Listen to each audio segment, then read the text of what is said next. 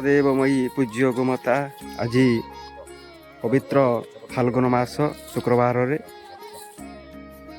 मंदाकिनी धाम को आमर नूतन सर्वदेवमयी पूज्य गोमाता आसी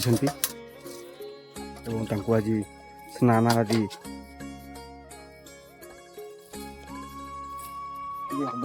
सर्वतीर्थ जल स्नान आदि करा जाउछि।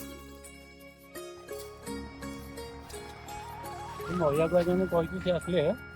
से जानिबो हे